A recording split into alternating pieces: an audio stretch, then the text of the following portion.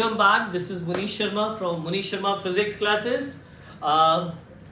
अब थोड़ा थोड़ा मुझे भी वीडियो बनाना आ गया है, हल्का हल्का, बट एट टाइम्स लाइट, कई बार मार्कर्स की प्रॉब्लम, जैसे पिछले लेक्चर में आपने देखा होगा मार्कर का बहुत बड़ा इशू रहा, काफ़ी लाइट रहे डायग्राम्स, तो उस मार्कर के का इशू दिमाग में पीछे चल रहा था, बट स्टिल समहाउ हम लोगों ने मैनेज किया. आप समझ सकते हैं, I am a very new person into this particular arena. ये YouTube के इस मंच पे मैं बहुत नया हूँ और आप लोग इस चीज़ को समझ सकते हैं. फिलहाल मुद्दे पे आते हैं जो ज़्यादा ज़रूरी है.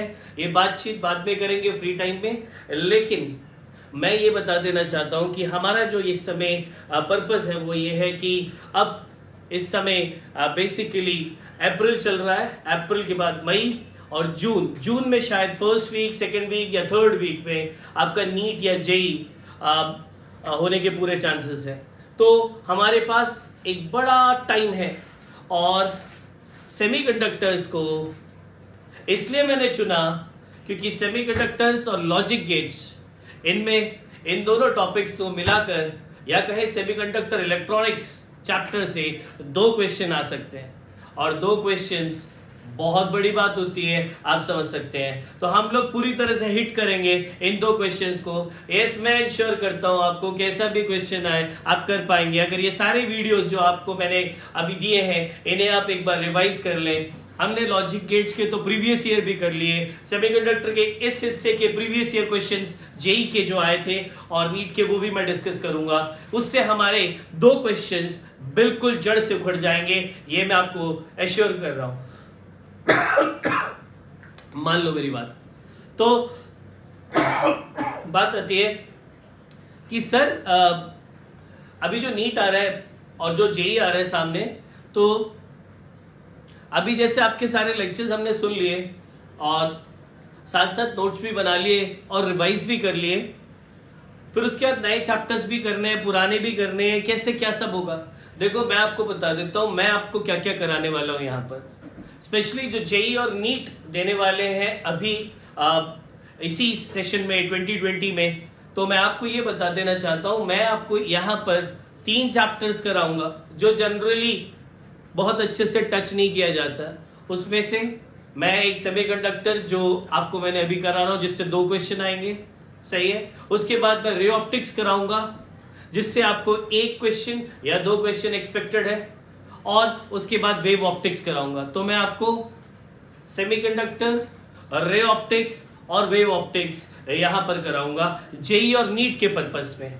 वहीं साथ साथ लेकिन क्योंकि अब नया फ्रेश 12th बैच भी आ गया है इसलिए मैं इलेक्ट्रोस्टैटिक पढ़ाऊंगा, लेकिन वो ज़्यादा डिटेल्ड होगा उन बच्चों के लेवल पे और छोटे वीडियोस होंगे. वो हार्डली मुझे लगता है 25 मिनट्स के या 30 मिनट्स के या और भी कम होंगे, पर वो उन बच्चों के लिए होंगे जो 12th में नए नए आए हैं. तो मैं चाहूँगा कि ड्रॉपर बैच के बच्चे, उन्हें देखकर उन्हें बहुत ज़्यादा फ़ायदा नहीं मिलेगा. हाँ, कभी आप फन के लिए जब आप थोड़ा सा फ्री हो रहे हो और जो मेरे स्टूडेंट हैं थोड़ा बहुत मुझे देखने के लिए कि सर की बातें ही सुन लेते हैं, चलो थोड़ा सा मूड चेंज हो जाएगा, वो लोग आकर उसको देख सकते हैं. ठीक है, फिलहाल मैंने आपको बता दिया आपको कौन कौन से वीडियोस यहाँ पर देखने हैं जो मेरी तरफ से आएंगे. वो है नंबर 1 जो अभी चल रहा, इसे कंप्लीट करो. पूरे इंडिया में जो भी देख रहा है यहाँ पर एक पूरे के पूरे पढ़ लो ढंग से. मैं इसके अभी प्रीवियस ईयर भी कराऊंगा इसमें, जिससे 2 क्वेश्चन आपके जेई और नीट के आपके पक्के हो जाएंगे. पक्के मतलब पक्के हो जाएंगे, बट अच्छे से आपको सारे सुनने पड़ेंगे लेक्चर्स. ठीक है, और फिर उसके बाद इसके बाद हम रे ऑप्टिक्स करने वाले हैं और फिर उसके बाद हम वेव ऑप्टिक्स करने वाले हैं. तो मैं इतना पार्ट अपना करा दूंगा आपको अपने इस YouTube से, और इसलिए आप एश्योर रहिए इतना पार्ट मेरी तरफ मेरे जिम में छोड़ दीजिए. बाकी सारा आप जो आपने अभी तक पूरे साल पढ़ा है उसको रिवाइज करते रहें. मुझे लगता है मैं समझा पाया हूँ मैं जो समझाना चाह रहा हूँ. Right, okay. और वहीं जो 12th में नया नया है, मैंने आपको बताया आपके लिए अलग से इलेक्ट्रोस्टैटिक के वीडियो जो फर्स्ट चैप्टर है 12th का वो आने वाला है और वो शायद वो कल ही आ जाएगा.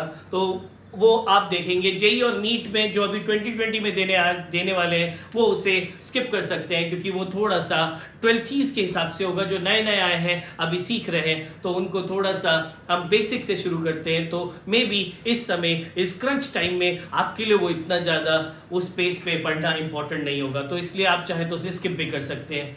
वहीं पर मैंने 11th का पार्ट भी सोचा है करवाने का, और 11th में जो पार्ट मैं उठाने वाला हूँ मैंने सोचा है कि क्यों ना मैं 1D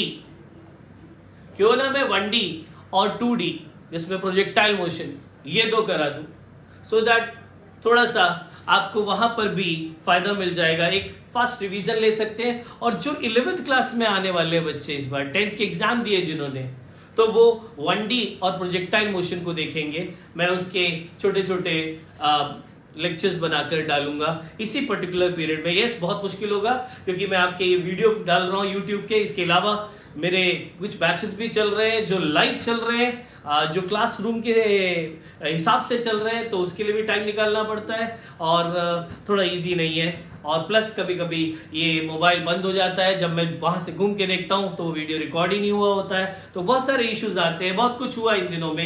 एक बार मैं पूरा वीडियो बनाकर उस तरफ घूम कर गया तो देखा कि उस समय किसी कारणवश वो वीडियो रिकॉर्ड हो ही नहीं रहा था, और पूरी की पूरी मेहनत ऐसी कई बार थोड़ा गड़बड़ कुछ ना कुछ होती रही। But any how will manage it. It is something जो इस बैगेज के साथ हमें मिलेगा। उतार चढ़ाव है, सीख रहे हैं, नया है। अब आ जाए आज की क्लास पे। यस, कंसंट्रेशन यहाँ मेरी तरफ, ध्यान से देखो, खुश रहो और सुनो मुझे, ठीक है। मैं आपको बताने वाला हूं जो इससे पहला वाला लेक्चर था, मैंने उसमें ट्रांजिस्टर एक्शन और कॉमन एमिटर के इनपुट और आउटपुट कैरेक्टरिस्टिक्स पढ़ाए थे। मैं सबसे पहले क्विक रिकैप दे रहा हूं, जल्दी से रिवाइज कर रहा हूं वो 5-6 चीजें जो दिमाग में होनी चाहिए अगर आपको नीट या जेई देना है। Regarding transistor action, regarding transistor में कॉमन एमिटर मोड में जब हम उसे चलाते हैं तब उस समय इनपुट और आउटपुट कैरेक्टरिस्टिक्स क्या है, और ये अपने दिमाग में डाल लो। इसलिए पूरा लेक्चर सुनने के बाद आई थिंक ये 15 मिनट में या 10 मिनट में जो मैं बोल रहा हूं ये बहुत ज्यादा इंपॉर्टेंट हो जाएगा, क्योंकि मैं आ रहा हूं आपके दिमाग में घुसने वाला हूं और हमेशा के लिए वहां रहने वाला हूं। Are you ready? चलो ध्यान से सुनो मुझे।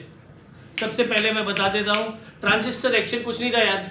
ट्रांजिस्टर एक्शन था जितना IE होता है, मीटर करंट होता है, वो बढ़ जाता है IB और IC में, बस इतना ट्रांजिस्टर एक्शन। उसके पूरे डिटेलिंग वो आपको पिछले वीडियो में है, लेकिन आपको इतना याद रखना, इतना इनफ है कंपटीशन के लिए। हाँ, डिटेल्स पढ़ोगे तो एक कॉन्फिडेंस रहता है, और भी बहुत सारी निटिग्रिटीज है। कई बार वो कहाँ अटैच हो जाए और कहाँ आपको काम में आ जाए वो पता नहीं है, इसलिए वो पूरी चीज भी इंपॉर्टेंट होती है। लेकिन जो क्रक्स कभी नहीं भूलना है आपको, वो है ट्रांजिस्टर का मेन एक्शन है।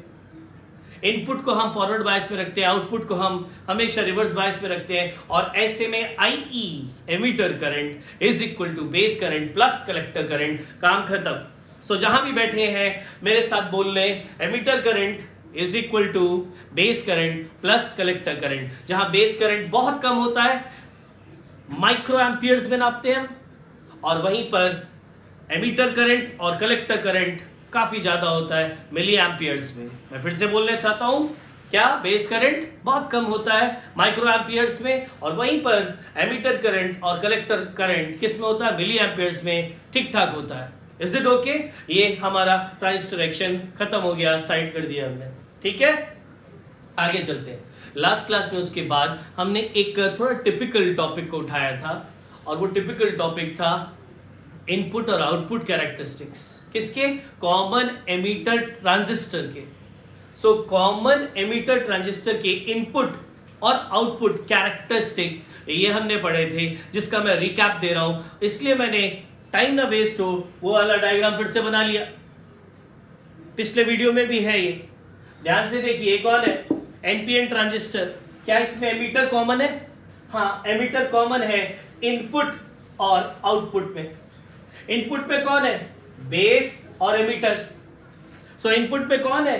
Base emitter. आउटपुट पे कौन है? Collector, ammeter.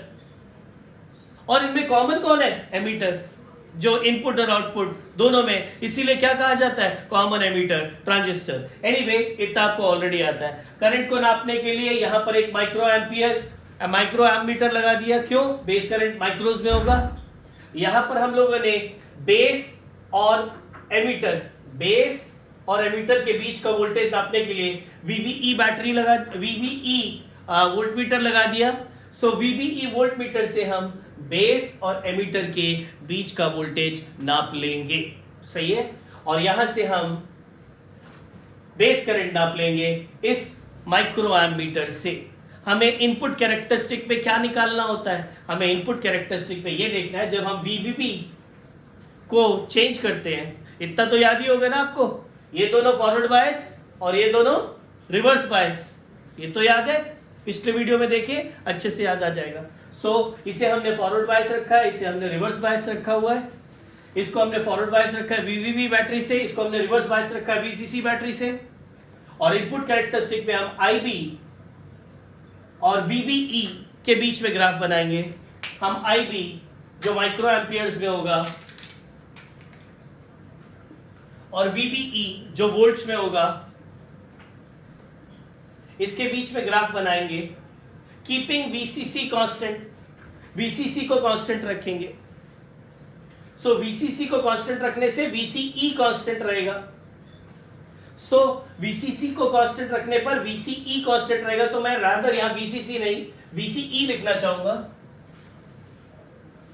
क्योंकि हमें आउटपुट पे जो वोल्टेज मिल रही है वो C और E के बीच में मिल रही है। तो VCE को कांस्टेंट 10 रखा और IB और VB के बीच में ग्राफ बनाऊंगा। VB को बदलूंगा, बढ़ाऊंगा, VB को बढ़ाऊंगा और देखूंगा IB के साथ क्या हो रहा है।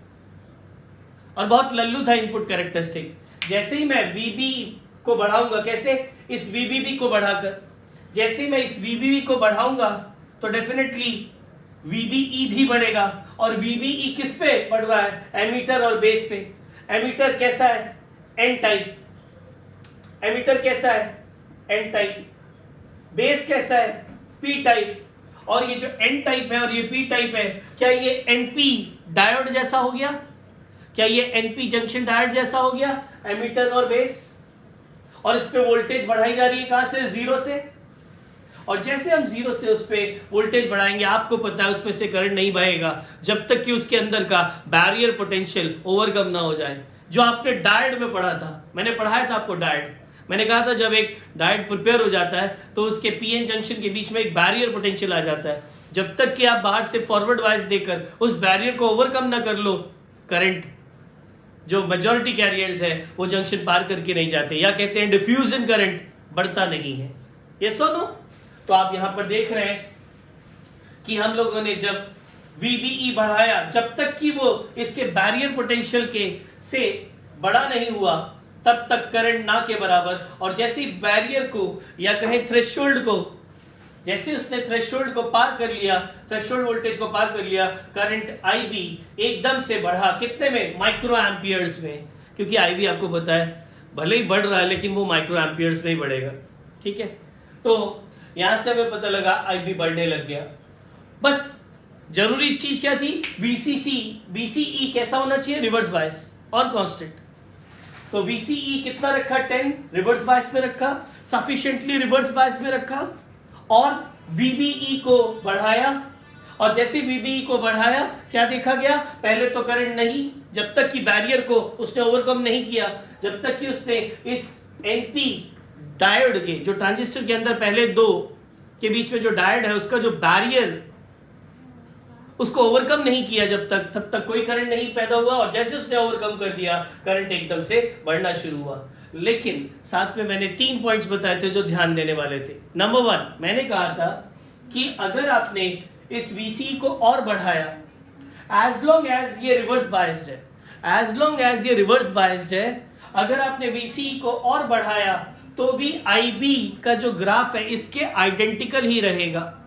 मैंने वर्ड इंडिपेंडेंट लिखवाया था अपने, या इंडिपेंडेंट बोला था, वहां मेरा बोलने का मतलब था इंडिपेंडेंट मतलब कि बहुत ज़्यादा फर्क नहीं पड़ेगा, ग्राफ आइडेंटिकल ही बनेगा।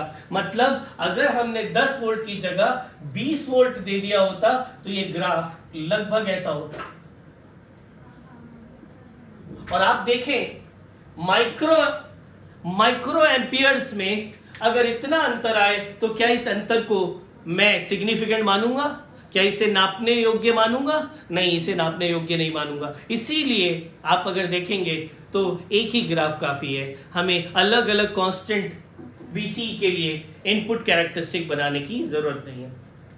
तो नंबर 1 पॉइंट, इनपुट कैरेक्टरिस्टिक में इनपुट वाले दो, इनपुट में कौन था? IB, और इनपुट में वोल्टेज कौन सा था? बेस और एमीटर के बीच में, इन दोनों के बीच में ग्राफ बनता है आउटपुट को कांस्टेंट रख के। आउटपुट में कौन है? VC को कांस्टेंट रख के।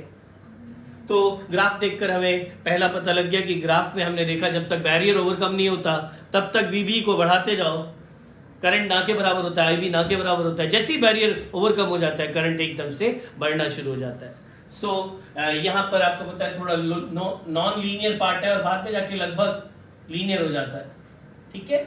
और फिर पॉइंट नंबर 1 मैंने बताया था, VC को बढ़ाओगे बहुत ज्यादा फर्क नहीं पड़ेगा, आइडेंटिकल कर्व ही होगा, इसलिए अलग अलग कांस्टेंट VC लेकर अलग अलग ग्राफ बनाने की जरूरत नहीं है। थोड़ा अंतर आएगा लेकिन वो बहुत इनसिग्निफिकेंट होगा। फिर आता है पॉइंट नंबर 2, और वो पॉइंट नंबर 2 जो आता है वो ये आता है कि यहां जो इनपुट रेजिस्टेंस होगा वो होगा इस लीनियर पार्ट में जो VB में चेंज आएगा और जो IB में चेंज आएगा। तो input resistance will be delta VB by delta IB। तो हम लोगों ने इनपुट रेजिस्टेंस यहां से निकाल लिया और वो होगा delta VB by delta IB, और इस तरह से हमें इनपुट कैरेक्टरिस्टिक समझ में आ गया। सो क्लियर हो गया होगा। जब हम आउटपुट कैरेक्टरिस्टिक की बात करेंगे तो आउटपुट कैरेक्टरिस्टिक प्लीज खुद ही सोचो किसके बारे में होगा। आउटपुट कैरेक्टरिस्टिक, आउटपुट करंट, और आउटपुट में कौन सा करंट है? IC, और आउटपुट वोल्टेज कौन सा है? VCE। तो VC के वेरिएशन पे IC के साथ क्या होता है उसके बीच में ग्राफ बनेगा आउटपुट कैरेक्टरिस्टिक में for different constant values of IB जो इनपुट में है। इनपुट को कांस्टेंट रखा जाएगा, एक बार IB को 10 रखा जाएगा, ये देखिए ध्यान से देखिए, एक बार IB को 20 रखा जाएगा, यस माइक्रो एम्पियर्स में आप सब जानते हैं, IE और IC मिली एम्पियर्स में अच्छा खासा, और IB माइक्रो एम्पियर्स में बहुत कम। तो हमें पता है IB को पहले 10 माइक्रो एम्पियर्स रखा जाएगा और तब ग्राफ बनाया जाएगा VC और IC के बीच में। फिर उसके बाद IB को 20 माइक्रो एम्पियर कांस्टेंट रखा जाएगा, VC और IC के बीच में ग्राफ बनाया जाएगा, फिर 30, फिर 40, फिर 50, ऐसे अलग अलग IB की वैल्यू पे हम ग्राफ बनाएंगे। क्या देखने को मिलता है? एक नॉन लीनियर पार्ट और एक लीनियर पार्ट, लगभग लीनियर पार्ट, एक नॉन लीनियर पार्ट और एक लीनियर पार्ट, एक नॉन लीनियर पार्ट और एक लीनियर पार्ट। तो अपने दिमाग में बिठा लो, आउटपुट कैरेक्टरिस्टिक में दो पार्ट्स देखने को मिलते हैं, एक नॉन लीनियर पार्ट और एक लीनियर पार्ट। ये नॉन लीनियर पार्ट ऐसा है जो आप देख रहे हैं 0 से लेकर बढ़ रहा है, किससे? VC के बढ़ाने पर।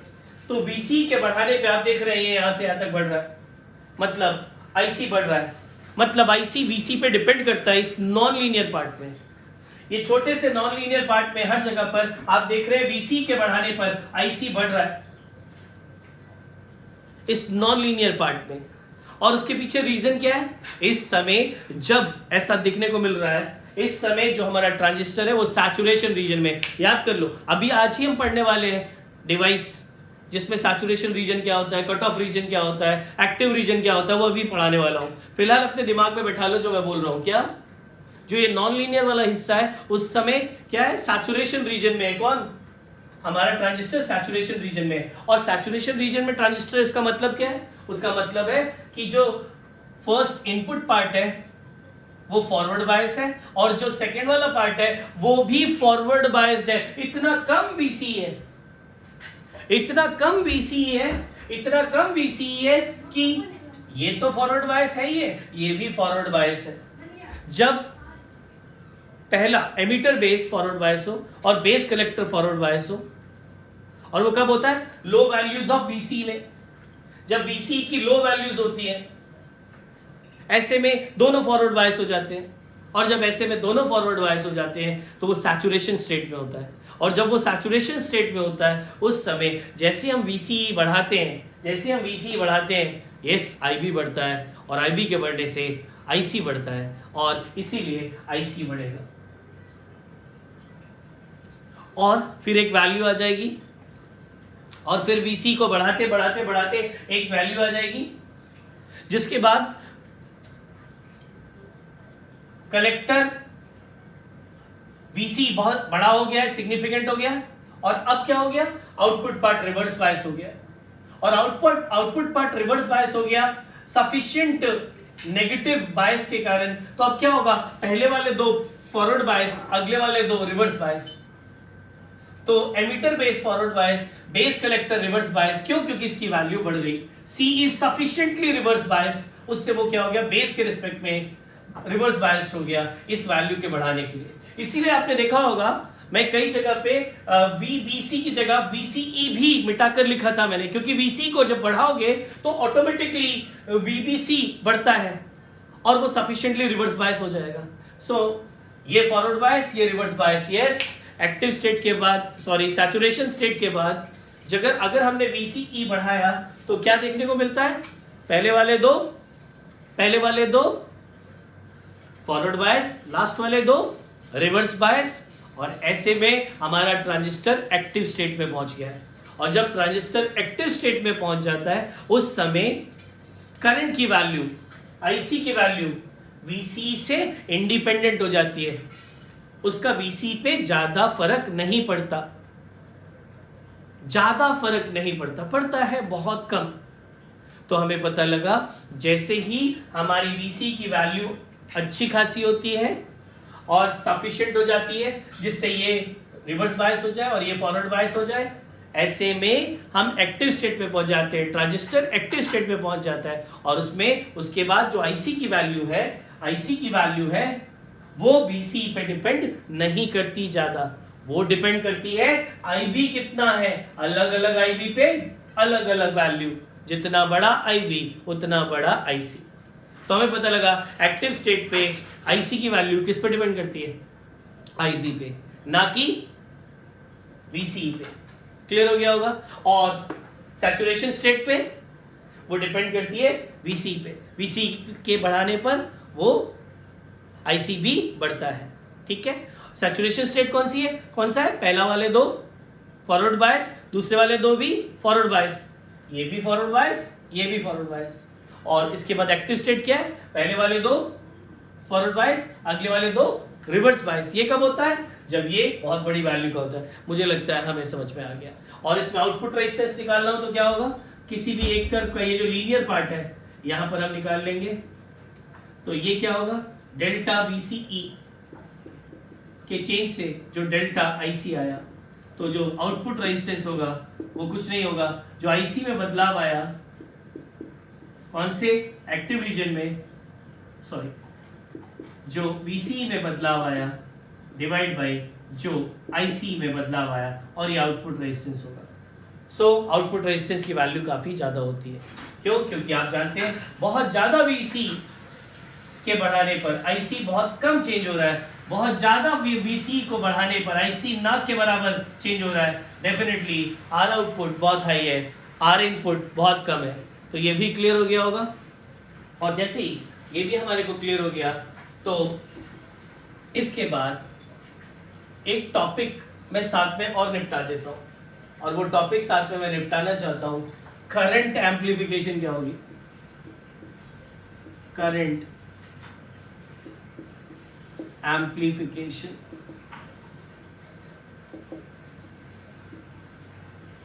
बीटा इसके लिए for common emitter configuration.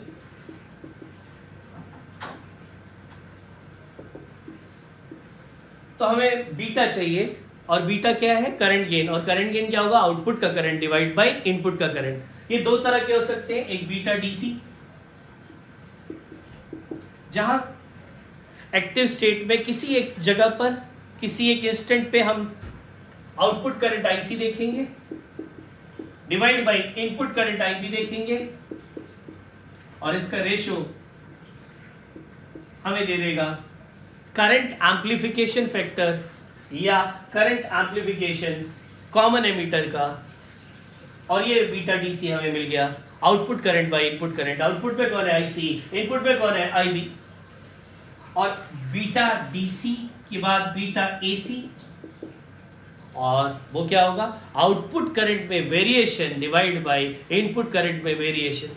Output current कौन है आईसी, इसका वेरिएशन क्या होगा delta IC by delta IB. Yes, current amplification common emitter में बीटा से डिनोट किया जाता है। बीटा डीसी क्या है, output current by input current, IC by IE, sorry IC by IB, IC by IB, और एसी करंट एम्प्लीफिकेशन क्या है, change in IC by change in IB. मुझे लगता है आपको ये भी समझ में आ गया होगा जो मैंने अभी आपको बताया। वेरी इंपॉर्टेंट नोट, जो बहुत इंपॉर्टेंट नोट है जो आपको यहां पर याद रखना है कि अगर एक्टिव स्टेट में है तो हमेशा उस समय बीटा डीसी और बीटा एसी की वैल्यू सेम होंगी, सेम आएगी। ये दोनों फिजिकली अलग चीजें हैं, ये दोनों फिजिकली अलग अलग चीज है, लेकिन इनकी वैल्यू सेम आएगी। और अगर हमने बीटा डीसी निकाल लिया है हम उसे बीटा एसी में यूज कर सकते हैं, और अगर हमने बीटा एसी निकाल लिया है तो हम उसे बीटा डीसी में यूज कर सकते हैं। इसका मतलब बीटा डीसी और बीटा एसी की वैल्यू एक्टिव स्टेट में सेम होती है। क्लियर हो गया होगा? तो यहां से आपको ये एस्पेक्ट भी समझ में आ गया होगा जो आपको करना चाहिए। तो ये था मेरे पिछले जो लेक्चर है उसका रिकैप भी काफी लंबा हो गया, बिकॉज मुझे ऐसा लगा कि मुझे और अच्छे से एक बार बता देना चाहिए। और कई लोग नए जुड़ते हैं तो वो ये सुनकर एटलीस्ट पीछे वाला सुनेंगे पूरा और उसको उनको और अच्छे से समझ में आएगा। और अब आ गया इस चैप्टर में जो पता नहीं अंदर से जो गट फीलिंग हो रही है इस साल जो जेई के किसी पेपर में, क्योंकि जेई में तो बहुत सारे अलग अलग सेट्स आएंगे और नीट में एक ही पेपर आएगा, आई एम एक्सपेक्टिंग कहीं स्विच आएगा इस बार। और बहुत ध्यान से कर लेना, स्विच और एम्पलीफायर एक बहुत ही इंपॉर्टेंट पार्ट है इस चैप्टर का, और एक ऐसा पार्ट है अगर एक बार ध्यान से समझ लिया, देखो इसे रिवाइज तो करना पड़ेगा, जो भी मैंने बोला उसे एक बार फिर से पूरा का पूरा सुनना तो पड़ेगा, है ना, क्योंकि डेफिनेटली तभी हम लोगों का पर्पस सॉल्व होगा। नहीं तो एक नॉर्मल वीडियो की तरह आप इसे छोड़कर टाइम पास करके आगे निकल जाइए, कोई फायदा नहीं है। इनफैक्ट आपको इस चैनल में आना भी नहीं चाहिए अगर आपका सिर्फ पर्पस है वीडियोस को देखकर आगे मूव करना। अगर आप नोट्स नहीं बना रहे, अगर आप उसको रिवाइज नहीं कर रहे, कोई मतलब नहीं। और अगर आपने ये सब रिवाइज कर लिया आप सरप्राइज हो जाएंगे, कहीं से भी कोई क्वेश्चन आ रहा होगा आपसे होना शुरू हो जाएगा। ठीक है, सो आज का टॉपिक और वो है transistor, CE transistor as a device.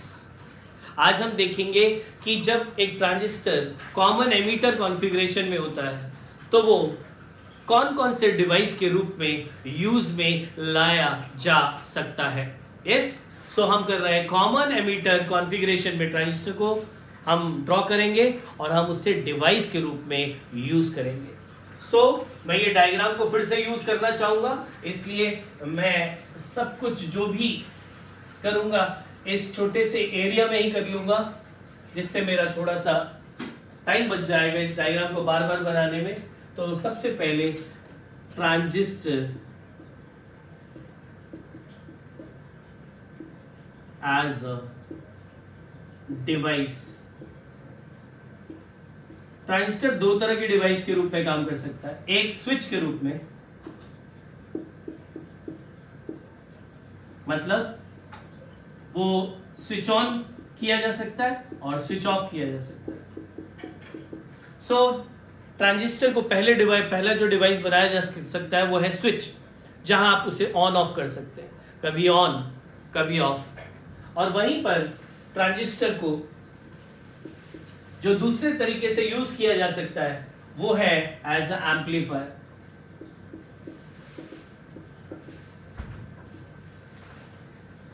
और एम्पलीफायर एक ऐसा वर्ड है जो मुझे बताने की ज़रूरत नहीं है, वो सिग्नल की स्ट्रेंथ को बढ़ाता है। आप जानते हैं, अगर मैं बताना चाहूँ तो ये रहा अगर एक सिग्नल, तो इसको एम्पलीफाई करेंगे अगर, तो ना फ्रीक्वेंसी चेंज होगी इतने ही टाइम, और ना टाइम पीरियड चेंज होगा, लेकिन वर्टिकली इसकी स्ट्रेंथ बढ़ जाएगी।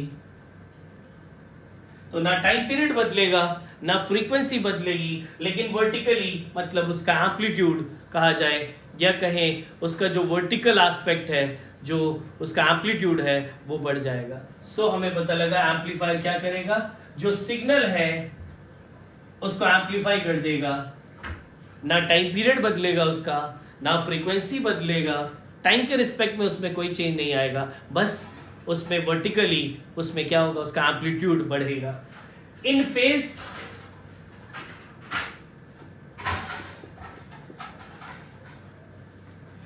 में भी बढ़ा सकता है, मतलब पॉजिटिव हाफ साइकिल को बड़ा positive half cycle, negative half cycle को बड़ा नेगेटिव हाफ साइकिल, इस तरह से उसको बढ़ाएगा। अगर तो हम कहते हैं इन फेज बढ़ाया, मतलब एम्पलीफिकेशन इन फेज हुई, या कहें इनपुट और आउटपुट के बीच में जो फेज डिफरेंस है वो जीरो है, तभी तो वो इन फेज हुई।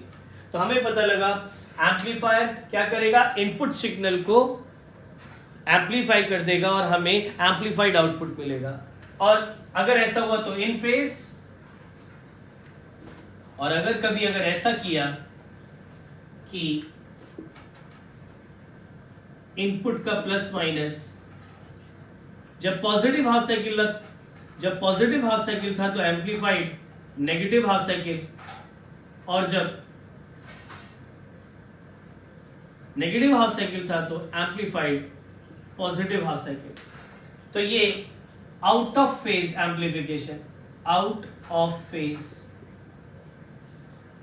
तो इसे कहते हैं आउट ऑफ फेज एम्पलीफिकेशन, जब वो 180 डिग्री का फेज शिफ्ट होता है। पॉजिटिव हाफ साइकिल एम्पलीफाई होकर एम्पलीफाइड नेगेटिव हाफ साइकिल बन जाएगा, और नेगेटिव हाफ साइकिल एम्पलीफाई होकर पॉजिटिव एम्पलीफाइड साइकिल बन जाएगा। इसे कहते हैं आउट ऑफ फेज एम्पलीफिकेशन। और common emitter amplifier out of phase amplification ही करता है, पॉजिटिव हाफ साइकिल को बड़े एम्पलीफाइड नेगेटिव हाफ साइकिल में कन्वर्ट कर देता है, और नेगेटिव हाफ साइकिल को एम्पलीफाइड बड़े पॉजिटिव हाफ साइकिल में कन्वर्ट कर देता है।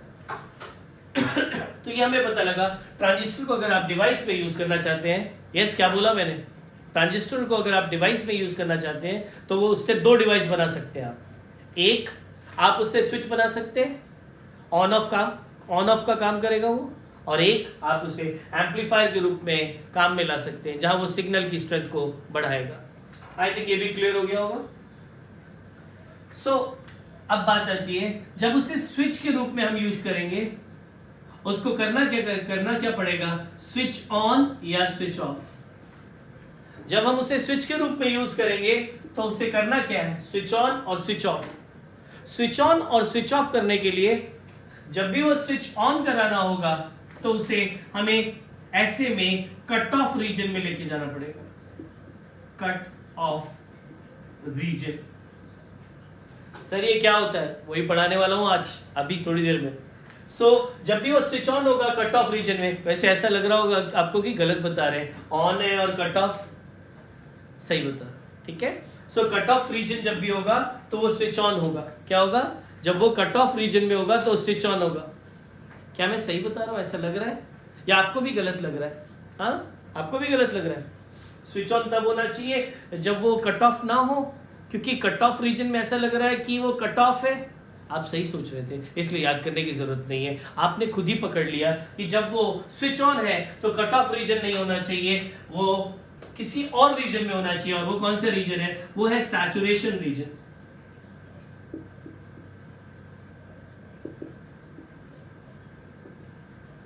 शायद अब आप जिंदगी में कभी नहीं भूलेंगे। तो स्विच ऑन कब होगा, सैचुरेशन रीजन में, और स्विच ऑफ किस में होगा, अब खुद बता दीजिए, कट ऑफ रीजन में।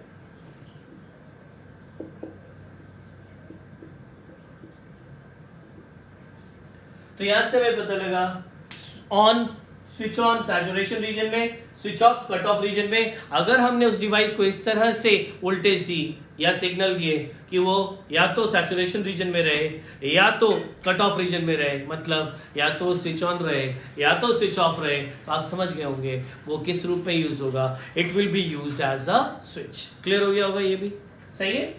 अब बात आती है कि उसे एम्पलीफायर बनाना है तो क्या करना पड़ेगा। अगर आप चाहते हैं कि उसको एम्पलीफायर बनाना है तो आपको उसको रखना पड़ेगा कौन से रीजन में, एक्टिव रीजन में, एक्टिव रीजन में। और साथ में आपके दिमाग में बहुत क्लियरली एक चीज चली गई होगी, 3 रीजन होते हैं, एक सैचुरेशन रीजन, एक कट ऑफ रीजन और एक एक्टिव रीजन। अगर आप चाहते हैं अपने ट्रांजिस्टर को एम्पलीफायर के रूप में यूज करना है, उसे एक्टिव रीजन में रखना पड़ेगा। अगर आप चाहते हैं उससे आपको स्विच के रूप में यूज करना है तो आप उसको सैचुरेशन रीजन में रखेंगे या उसके बाद कट ऑफ रीजन में, वो कभी भी एक्टिव रीजन में ना जाने पाए। समझ में आ गया होगा, क्लियर हो गया होगा। सो ये 2 डिवाइस पॉसिबल है, ये 3 रीजन्स पॉसिबल है। इस डिवाइस के लिए ये रीजन में रहना पड़ेगा और इस डिवाइस के लिए इन 2 रीजन्स के बीच में ही स्वैप करना पड़ेगा, कभी भी एक्टिव रीजन में ना जाए, ये इंश्योर करना पड़ेगा। क्लियर, ठीक, मिटा रहा हूं भैया इसे। ओके सर, अब सीधा सीधा आप पहुंच जाइए और सबसे पहले ट्रांजिस्टर एज अ एम्पलीफायर समझा दें और फिर उसके बाद आप इसका ट्रांसफर कैरेक्टरिस्टिक बता दें कि ये इसको स्विच के रूप में यूज़ करते हैं जब, तो कैसे करते हैं। तो एक काम करता हूं मैं पहले, क्योंकि ये 3 रीजन्स ज़्यादा इंपॉर्टेंट आपको लग रहे होंगे क्योंकि उसी के बेस पे हम ये 2 डिवाइस बना पाएंगे, इसलिए हम क्यों ना इन 3 रीजन्स को पहले देख लें। और इन 3 रीजन्स को समझने के लिए हमें जो चीज़ चाहिए वो है transfer characteristic. Transfer characteristic, I think आप नोट डाउन कर रहे हैं साथ साथ।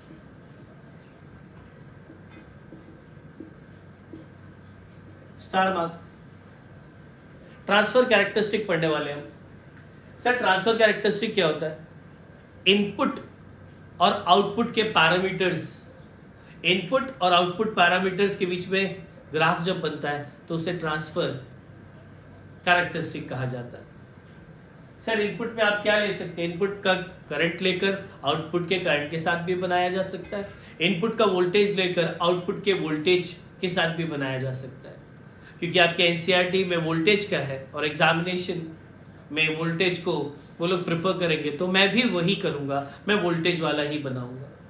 सो मैं इनपुट वोल्टेज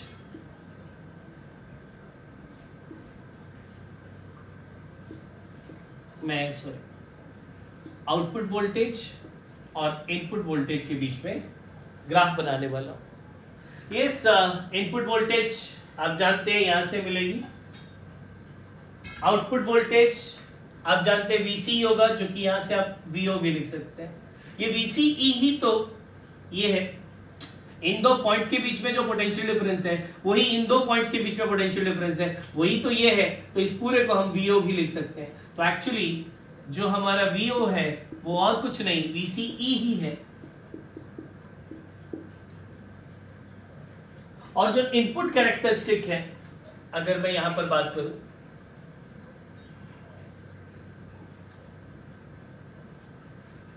तो इनपुट कैरेक्टरिस्टिक है जो यहां से हमें मिल रहा है।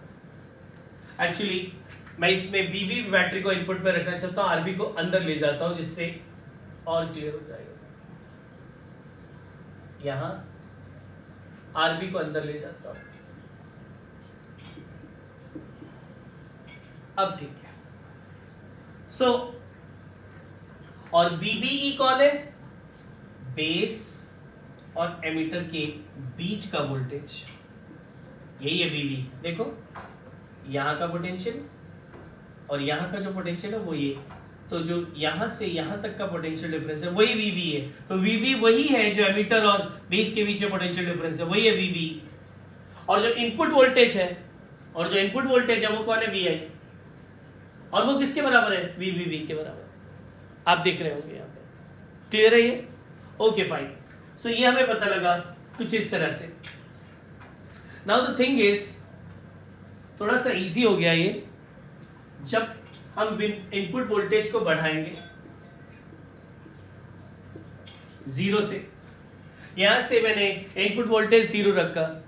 जब मैंने इनपुट वोल्टेज 0 रखा, क्या यहाँ पर जो बैरियर था उसको ओवरकम कर पाएंगे? देखो इसीलिए फायदा हो गया, अभी जो हमने इनपुट और आउटपुट कैरेक्टरिस्टिक पढ़े उसका फायदा हो गया। जब हम यहाँ पर इनपुट वोल्टेज 0 रखेंगे, क्या यहाँ पर जो अगर सिलिकॉन है तो 0.6 का कुछ बैरियर होता है, आप जानते हैं 0.6 0.7 का बैरियर होता है, और जर्मेनियम अगर होगा तो और भी कम। तो अगर मैंने 0 वोल्टेज रखा इनपुट पे, तो क्या वो बैरियर को ओवरकम कर पाएगा? नहीं कर पाएगा। तो क्या ऐसे में IB 0 होगा? क्या ऐसे में IB 0 होगा? हाँ IB 0 होगा। IC 0 होगा? हाँ IC 0 होगा।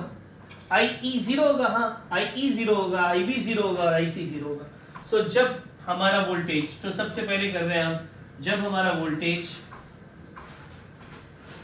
इनपुट वोल्टेज 0.6 वोल्ट से कम होगा, क्योंकि बैरियर को ओवरकम करने के लिए 0.6 वोल्ट से ज्यादा वोल्टेज हमें बाहर से देना पड़ेगा फॉरवर्ड बायस में।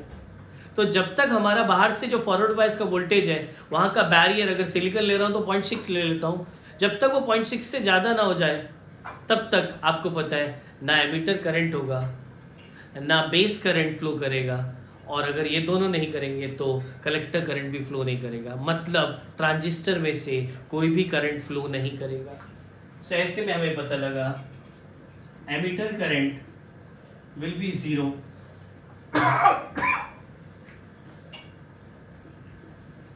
Base current will be 0, collector current will be 0, और ट्रांजिस्टर में से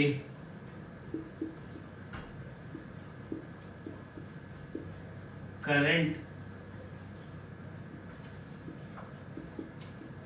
फ्लो नहीं करेगा। सो ट्रांजिस्टर में से करंट फ्लो नहीं करेगा, और जब ट्रांजिस्टर में से कोई करंट फ्लो नहीं करेगा तो हम कहते हैं वो इस समय कट ऑफ रीजन में है।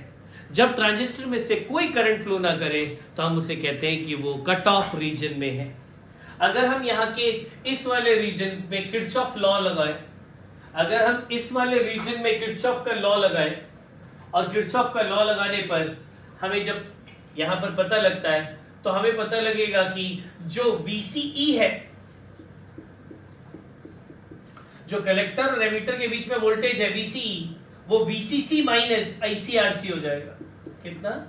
VCC minus ICRC। ये मैं किरचॉफ लॉ लगाना पूरा सिखाऊंगा जब न्यूमेरिकल्स कराऊंगा, डोंट वरी। अभी मैं थोड़ा सा टॉपिक पे आपका ज्यादा फोकस रखना चाहता हूँ, इसलिए। और जो लोग चाहते हैं तो वो अपना किरचॉफ लॉ लगाएंगे तो आ भी जाएगा, ठीक है। किरचॉफ का कौन सा लॉ? वोल्टेज लॉ लगाना है आपको। सो क्या आ जाएगा? जो VCE है that will be equal to VCC minus ICRC। ये हमारे पास किरचॉफ का वोल्टेज लॉ जब हम आउटपुट सर्किट पे लगाएंगे तो ये आएगा एक्सप्रेशन। और जब ये एक्सप्रेशन आएगा, और आप देख रहे हैं क्या हो रहा है यहाँ पर, IC कितना हो रहा है? 0। जब IC 0 होगा यहाँ पर, तो इसका मतलब VCC में से सबसे कम वैल्यू माइनस हो रही है। तो ऐसे में VCE जो कि V आउटपुट भी है, ऐसे में VCE जो कि V आउटपुट भी है, वो V आउटपुट किसके बराबर हो जाएगा? VCC के बराबर, इस बैटरी की वैल्यू के बराबर हो जाएगा। और मैक्सिमम होगा क्योंकि VCC में से सबसे कम वैल्यू 0 माइनस हुई है, तो डेफिनेटली अगर VCC में से सबसे कम वैल्यू माइनस हुई है तो VCE सबसे ज्यादा है, V आउटपुट सबसे ज्यादा है। सो V आउटपुट जो कि VCE होता है वो कितना हो जाएगा? VCC। इसका मतलब वो VCC होगा। इसका मतलब जब तक इनपुट वोल्टेज 0.6 से कम है, तब तक वोल्टेज, जो आउटपुट वोल्टेज है वो क्या रहने वाली है? VCC। ये पॉइंट दिमाग में घुस गया कि नहीं घुस गया?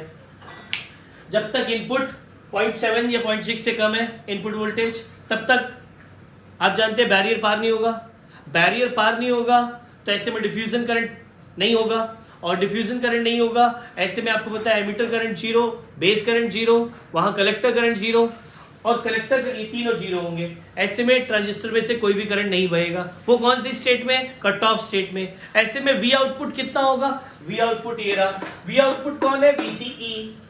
VCE कितना है? किरचॉफ का वोल्टेज लॉ लगा के VCE is equal to VCC minus ICRC। VCE is equal to VCC minus ICRC। और यहां पर VCE कौन है? V not. V output, V output कितना हो जाएगा जब IC 0 है? IC को 0 रखो, ये 0 हो गया, तो VCC माइनस 0 VCC।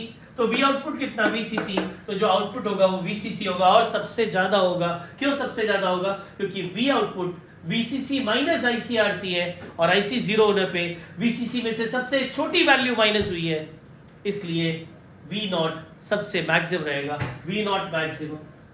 तो आप समझ गए होंगे, जब वो कट ऑफ रीजन में होता है, ट्रांजिस्टर में से कोई करंट फ्लो नहीं होता, एमिटर करंट 0, मेरे साथ बोल सकते हैं आप जहां बैठे, जब इनपुट वोल्टेज बैरियर से कम है, अगर सिलिकॉन है तो मान लो 0.6 से कम है, तब तक ट्रांजिस्टर में से कोई करंट फ्लो नहीं होता क्योंकि बैरियर पोटेंशियल ओवरकम नहीं हुआ।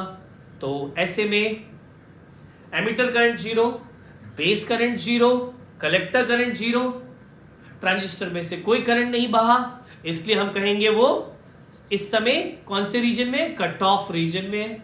और जब वो कट ऑफ रीजन में, बताओ वो कौन सी स्टेट में? वो स्विच्ड ऑन है या स्विच्ड ऑफ? Cut of. वो स्विच्ड ऑन है या स्विच्ड ऑन? स्विच ऑन है या स्विच ऑफ? इस समय वो कट ऑफ रीजन में है, कोई करंट बह नहीं रहा, वो स्विच्ड ऑफ है। और ऐसे में वोल्टेज आउटपुट मैक्सिमम है। Voltage maximum, current 0। रीजन कौन सा? रीजन इस समय कट ऑफ और ट्रांजिस्टर इस समय कैसा? Switched off. मुझे लगता है क्लियर हो गया होगा। तो हमें पता लगा ये रीजन हम कहेंगे कट ऑफ रीजन, यहां से आता है। उसके बाद क्या होगा? उसके बाद वोल्टेज बढ़ाएंगे और फर्दर, जैसे ही वोल्टेज फर्दर बढ़ाएंगे तो क्या होगा? बैरियर ओवरकम हो जाएगा। और जैसे ही बैरियर ओवरकम हो जाएगा, आप जानते हैं बैरियर के ओवरकम होते ही IE बढ़ेगा, IB बढ़ेगा और वहां IC बढ़ेगा linearly.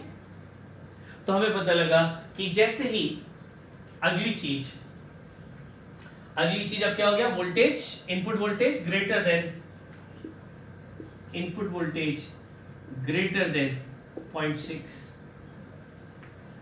Input voltage greater than 0.6 हमने बढ़ाया, और जैसे इनपुट वोल्टेज को हमने 0.6 से बढ़ाया, 0.6 वोल्ट से बढ़ाया, तो ऐसे में बैरियर ओवरकम हो गया, एमीटर करंट बढ़ेगा, बेस करंट बढ़ेगा, कलेक्टर करंट बढ़ेगा। ये सब आप लोग बिल्कुल समझ गए हैं।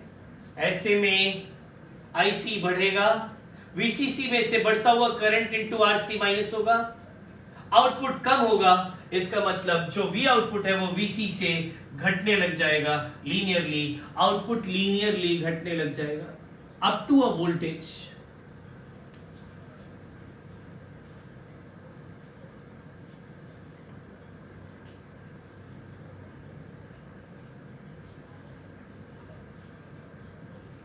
से 10 वोल्ट। ये मैंने ऐसे ही ले लिया आपको समझाने के लिए। मान लो ऐसा कब तक होगा? जब तक VI को हमने 10 वोल्ट तक ना पहुंचा दिया। मैंने ये 10 वोल्ट का क्या सिग्निफिकेंस है वो भी समझाता हूँ। बाकी वैल्यू 10 वोल्ट है ये पक्का जरूरी नहीं है, ये मैंने आपको समझाने के लिए ली है। तो हमें पता लगा हम लोगों ने V इनपुट को 0.6 से बढ़ाया, बैरियर ओवरकम हो चुका है, और बैरियर के ओवरकम होने से एमीटर करंट बढ़ गया, बेस करंट बढ़ गया, कलेक्टर करंट बढ़ गया। कलेक्टर करंट बढ़ने से ICRC बढ़ गया, VCC में से बढ़ी हुई वैल्यू माइनस हुई तो V नॉट घट गया और वो VCC से घटने लग गया लीनियरली। तो हमें पता लगा करंट बढ़ने लग गया लीनियरली और आउटपुट घटने लग गया लीनियरली। ये जो रीजन है इसे कहते हैं हम यहां से लेकर यहां तक। और ये कब तक होगा? ऐसा तब तक होगा जब तक कि हमारा जो आउटपुट वोल्टेज है वो लगभग आप समझ लीजिए 2 वोल्ट या 1 वोल्ट से कम ना हो जाए। जब तक कि वो 2 वोल्ट या 1 वोल्ट से कम ना हो जाए, मतलब जब तक कि वो मान लीजिए, चलो 1 वोल्ट मान लेते हैं, जब तक कि वो 1 वोल्ट से कम ना हो जाए आउटपुट। तो घटना शुरू हो गया वी आउटपुट घटना शुरू हो गया, जब तक वो 1 वोल्ट से कम ना हो जाए ऐसा होता रहेगा। ये रीजन जहां पर आउटपुट वोल्टेज लीनियरली घट रहा है और करंट ट्रांजिस्टर के अंदर लीनियरली बढ़ रहा है, इस रीजन को ही कहते हैं, यहां से लेकर यहां तक के रीजन को कहते हैं एक्टिव रीजन। इसी को कहते हैं एक्टिव रीजन। और अब बात आती है कि जब वोल्टेज, जो आउटपुट वोल्टेज है वो 1 वोल्ट से कम हो जाएगा, जब आउटपुट वोल्टेज 1 वोल्ट से कम हो जाएगा, ये अगर हमने यहां पर अर्थ कर दिया, जरूरी नहीं होता अर्थ करना, अर्थ कर दिया तो मतलब इसका 0 वोल्टेज है, और 0 के रिस्पेक्ट में अगर इसका 1 वोल्टेज हो गया, इसका मतलब यहां पर 1 वोल्टेज है, और घटने पे 1 से भी नीचे जाएगा, तो कहीं ना कहीं यहां का रिवर्स बायस खत्म हो जाएगा। तो आउटपुट वोल्टेज के घटते घटते घटते घटते ऐसा भी एक वैल्यू आएगा जहां पर वो रिवर्स बायस नहीं रहेगा, और जब वो रिवर्स बायस नहीं रहेगा, आप समझ गए होंगे, स्टार्टिंग वाला पार्ट भी फॉरवर्ड बायस और आखिरी वाले भी फॉरवर्ड बायस हो जाएंगे। यस और नो? और स्टार्टिंग वाला भी फॉरवर्ड बायस, आखिरी वाला भी फॉरवर्ड बायस, और ऐसे में आप समझ गए होंगे वो कौन सी स्टेट में चला जाएगा, सैचुरेशन स्टेट में, जो मैंने पीछे यूज किया था। सो ये इसकी वैल्यू, जो आउटपुट की वैल्यू है, घटती चली गई, घटते चली जाते हुए घटते घटते मान लो 1 वोल्ट से भी नीचे चली गई, और 1 वोल्ट से भी नीचे चली गई, ये प्रॉपर्ली रिवर्स बायस नहीं रहा। कलेक्टर रिवर्स बायस ना होने से क्या हुआ, ये जो एमीटर बेस था वो तो फॉरवर्ड बायस है, अब बेस कलेक्टर भी फॉरवर्ड बायस हो गया, जो कि जनरली होना नहीं चाहिए, वो भी फॉरवर्ड बायस हो गया, और ऐसे में अब डेफिनेटली आप समझ गए होंगे वो सैचुरेशन स्टेट में चला गया, और अब वो नॉन लीनियरली क्या होगा, अब नॉन लीनियरली क्या होगा, जो हमारा V0 है वो 0 की तरफ बढ़ेगा, और जो ये IC है वो बहुत ज्यादा बढ़ना शुरू हो जाएगा, जो IC है वो बहुत ज्यादा बढ़ना शुरू हो जाएगा। हम चाहेंगे कि और ज्यादा ना बढ़ जाए, क्योंकि वो ट्रांजिस्टर खराब भी हो सकता है उससे, इसलिए ये ट्रांजिस्टर किस में चला जाएगा, सैचुरेशन रीजन में चला जाएगा। ये जो V आउटपुट है वो यहां से नॉन लीनियरली 0 की तरफ अप्रोच करने लग जाएगा, नॉन लीनियरली 0 की तरफ अप्रोच करने लग जाएगा, मतलब वो अब इस समय यहां और फर्दर वोल्टेज VI को बढ़ाने पर, और फर्दर VI को बढ़ाने पर वो जो हमारा IC है वो इतना ज्यादा बढ़ना शुरू हो जाएगा, और IC इतना ज्यादा बढ़ना शुरू हो जाएगा कि जो ये V0 है वो 0 की तरफ जाना शुरू हो जाएगा, और ये जो रीजन है जिसमें ये भी फॉरवर्ड बायस, ये भी फॉरवर्ड बायस, ये इसके रिस्पेक्ट में इसके जो कलेक्टर है हमारा वो इस समय रिवर्स बायस नहीं रह पाया, उस समय ये वाला जो रीजन है इसे कहते हैं हम लोग सैचुरेशन रीजन, सैचुरेशन रीजन। और इस सैचुरेशन रीजन में आप जानते हैं सबसे बड़ा करंट बह रहा है, सबसे कम आउटपुट वोल्टेज मिल रहा है, और इस समय ट्रांजिस्टर कंडक्ट कर रहा है करंट को, और हम कहेंगे इस समय वो स्विच ऑन स्टेट में। सो ट्रांजिस्टर स्विच ऑन स्टेट में कब होता है, जब वो सैचुरेशन रीजन में होता है, जब आउटपुट 0 की तरफ नॉन लीनियरली बढ़ रहा है, लेकिन करंट आपको पता है बहुत हाई वैल्यू की कंडक्शन हो रही है, और अगर हमारा ट्रांजिस्टर कंडक्ट कर रहा है तो वो स्विच ऑन है। तो अगर हमने इनपुट वोल्टेज 0.6 से कम और 10 वोल्ट से ज्यादा रखी, या तो 0.6 से कम रहे या तो 10 वोल्ट से ज्यादा, तो वो या तो कट ऑफ रीजन में रहेगा या तो सैचुरेशन रीजन में रहेगा। तो वो कैसा काम करेगा, स्विच के रूप में, या तो वो कट ऑफ मतलब स्विच ऑफ रहेगा 0.6 से कम, और 10 वोल्ट से ऊपर वो क्या रहेगा, स्विच ऑन, सैचुरेशन रीजन में स्विच ऑन, तो वो स्विच के रूप में काम करेगा, क्योंकि हम कभी आने ही नहीं देंगे उसको 0.6 वोल्ट से 10 वोल्ट के बीच में। इसका मतलब अगर आप चाहते हो कि ट्रांजिस्टर स्विच जैसा काम करे तो क्या होना चाहिए, तो इनपुट वोल्टेज इस तरह से होनी चाहिए कि वो कट ऑफ रीजन में रहे या तो सैचुरेशन रीजन में रहे, मतलब यहाँ पर 0.6 वोल्ट से कम रहे इनपुट वोल्टेज, या जिस वोल्टेज के बाद आप जानते हैं सैचुरेशन रीजन शुरू होता है उससे ज्यादा रहे। और अगर आप चाहते हैं कि उसे एम्पलीफायर के रूप में यूज करें तो आप जानते हैं कि ऐसे में आपको उसे 0.6 से 10 के बीच में रखना पड़ेगा, जहां पर करंट लीनियरली बढ़ रहा है और वोल्टेज लीनियरली घट रहा है। मुझे लगता है ये टॉपिक और ट्रांसफर कैरेक्टरिस्टिक आपके दिमाग में कहीं ना कहीं घुसा होगा। मैं रिवाइज कर रहा हूं यार, ध्यान से मेरे साथ रिवाइज कर लो, नहीं तो हमारी ये पूरी ताकत बर्बाद हो जाएगी। प्लीज ध्यान से सुनो, मेरे साथ साथ बोलना भी शुरू कर दो, फायदा होता है यार, मानो मेरी बात, मानो।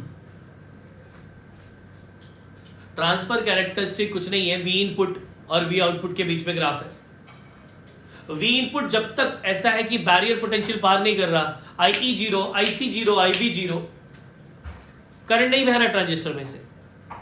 और जब तक करंट नहीं बह रहा ट्रांजिस्टर में, क्योंकि इनपुट वोल्टेज बहुत कम है, 0.6 से भी कम है सिलिकॉन के केस में, तो ऐसे में ट्रांजिस्टर से जब करंट नहीं बहता, हम कहते हैं भैया वो कट ऑफ रीजन में है, और कट ऑफ रीजन में है तो स्विच ऑफ है, ट्रांजिस्टर स्विच ऑफ है, करंट बह नहीं रहा। लेकिन वी आउटपुट कुछ और है, we output is VCC minus ICRC, और यहां IC कितना है, 0, तो VCC में से ICRC, जहां पर IC 0 है तो VCC में से 0 माइनस करेंगे, VCC आ जाएगा, तो वी आउटपुट मैक्सिमम आ जाएगा, क्योंकि 0 माइनस हो रहा है उसमें से। और अगर उसमें से सबसे छोटी चीज माइनस हो रही है तो डेफिनेटली वो खुद सबसे बड़ी चीज बनकर सामने आएगा। तो ऐसे में क्या होगा, वी आउटपुट मैक्सिमम होगा। वी आउटपुट मैक्सिमम होगा, अब करंट उसमें से बह नहीं रहा, और वो कौन सी स्टेट में है, वो इस समय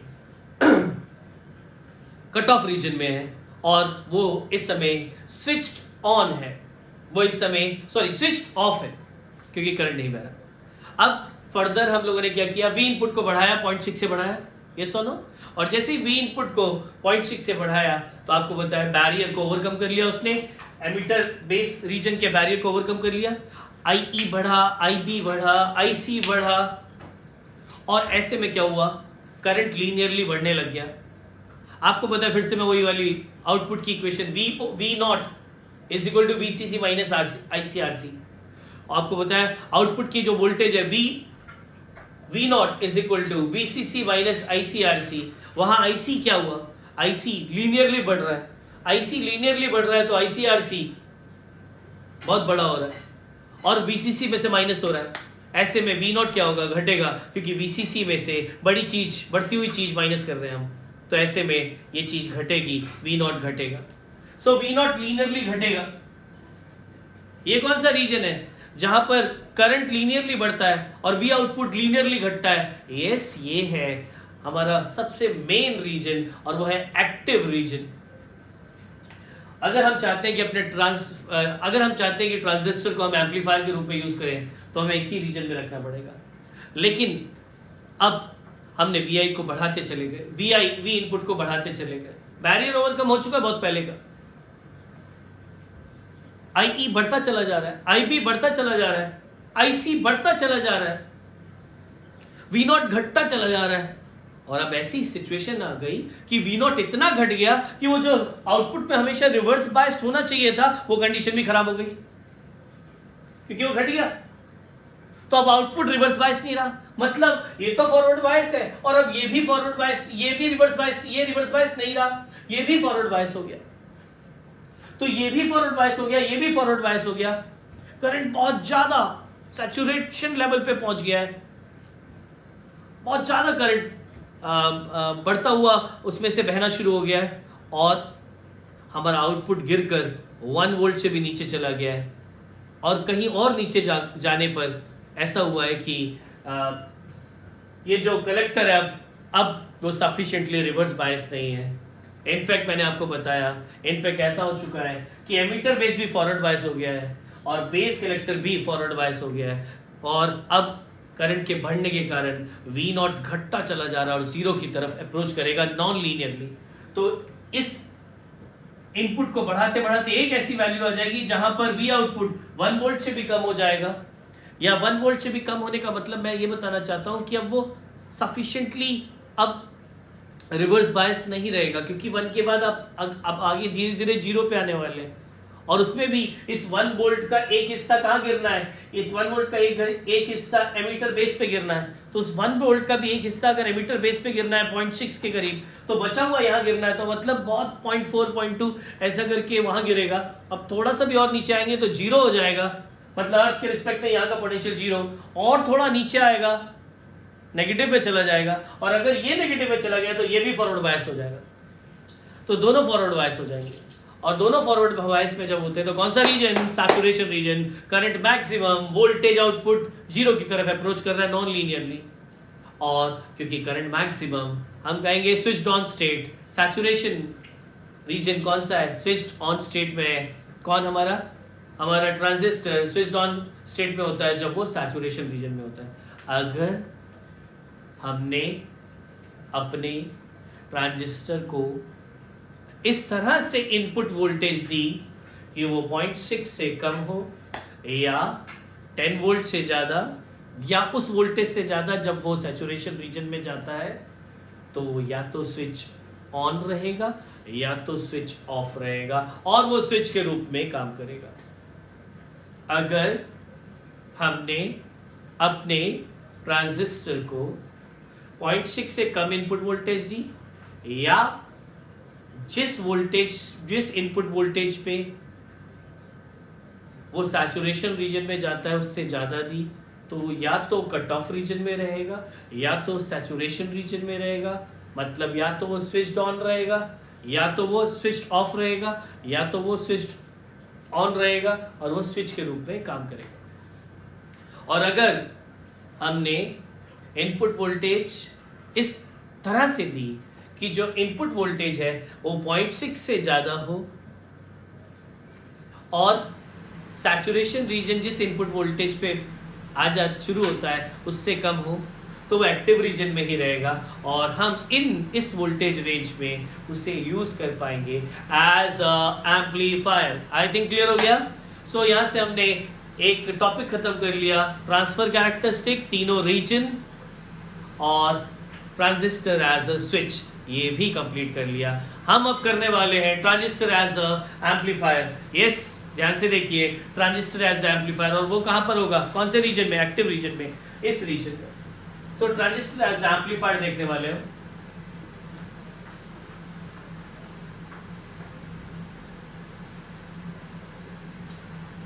इस ट्रांजिस्टर एज अ एम्पलीफायर की बात करूंगा तो इस रीजन की बात करूंगा, यहां पर जो इनपुट वोल्टेज और आउटपुट वोल्टेज में जो वेरिएशन आएंगे, तो यहां से हमें वोल्टेज एम्पलीफिकेशन मिलेगा, और वो होगा आउटपुट वोल्टेज का वेरिएशन इनपुट वोल्टेज के वेरिएशन के साथ। और आप देख रहे हैं स्लोप नेगेटिव है, यस, स्लोप नेगेटिव है, और वो ये बता रहा है कि स्लोप जो नेगेटिव है वो हमें ये बता रही है कि जो आउटपुट वोल्टेज आएगी वो इनपुट वोल्टेज के सेम फेज में नहीं होने वाली, वो आउट ऑफ फेज होगी। और आउट ऑफ फेज क्या होती है, जब यहाँ पर पॉजिटिव हाफ साइकिल आएगा तो वहाँ पर नेगेटिव हाफ साइकिल आएगा, और जब यहाँ पर नेगेटिव हाफ साइकिल होगा तो वहाँ पर पॉजिटिव हाफ साइकिल होगा, मतलब वो इसे इन्वर्ट करेगा, मतलब यहाँ जो भी हम देंगे उसका उल्टा वहाँ पर होगा। एनीवे, इस पे हम और बात करेंगे फिलहाल, लेकिन अब अगर हम यहाँ पर बात करें, थोड़ा सा इसे और ज़्यादा अच्छे से समझने की कोशिश करें, ध्यान से सुनना। अगर मैं यहाँ पर किरचॉफ लॉ लगाता हूँ तो हमारे पास यहाँ पर V इनपुट, जो कि VBB की जगह मैंने V इनपुट लिख दिया, V input is equal to IB RB into जो इस पे पोटेंशियल है, दैट इज बेस एमिटर, जो बेस और एमिटर के बीच में वोल्टेज है। तो VBB जो कि VI है, VI इज इक्वल टू, एक इस पे गिर रहा है पोटेंशियल और एक इस पे गिर रहा है, so VI is equal to IB RB plus VBE। तो जो भी बदलाव अगर VI में होगा, VI में हम बदलाव कर रहे हैं, जो भी बदलाव VI में होगा, कौन से रीजन में, एक्टिव रीजन में, सो VI में आने वाला बदलाव will be equal to definitely I B change हो रहा है, delta I B into R B plus जो वी बी में बदलाव आएगा, ये हमारा आया इनपुट वोल्टेज में बदलाव का एक्सप्रेशन। सो इनपुट वोल्टेज जो कि वीबीबी है, किरचॉफ लगाने पे क्या आ रहा है, I B R B plus VBE, ये आप देख लें, VBB is equal to I B R B plus यहाँ और यहाँ के बीच में वोल्टेज, और वो कौन है, ये बी है और ये ई है, वीबीई वीबीई। जो वीआई में बदलाव आएगा कौन से, एक्टिव रीजन में 0.6 से लेकर 10 वोल्ट जो एग्जांपल लिया था हमने एक्टिव रीजन का, तो यहाँ से यहाँ तक हम वी आई को बदलेंगे तो डेल्टा वी आई, उससे क्या होगा, आई बी बदलेगा delta A B R B plus जो वी बी बदलेगा वो, यहाँ हम डेल्टा वी बी नेग्लेक्ट कर देंगे, यहाँ हम delta V B E neglect कर देंगे। उसका रीजन ये है कि जब हम वी आई को बढ़ाएंगे तो आप जानते हैं जब हम लोग, ये हमारा कौन सा ग्राफ हो गया, इनपुट कैरेक्टरिस्टिक, अभी आज रिवाइज कराया था मैंने इनपुट कैरेक्टरिस्टिक। तो जैसे ही हमें पता है कि यहाँ पर कौन था, VBE, और यहाँ कौन था, IB। आप जानते हैं जैसी बैरियर ओवरकम हुआ था, IB बढ़ना शुरू हो गया था, IB बढ़ना शुरू हो गया था, और IB का बढ़ना मतलब वहां IC बढ़ने लग जाएगा। VC को एक छोटी सी रेंज में ही हम बढ़ाएंगे,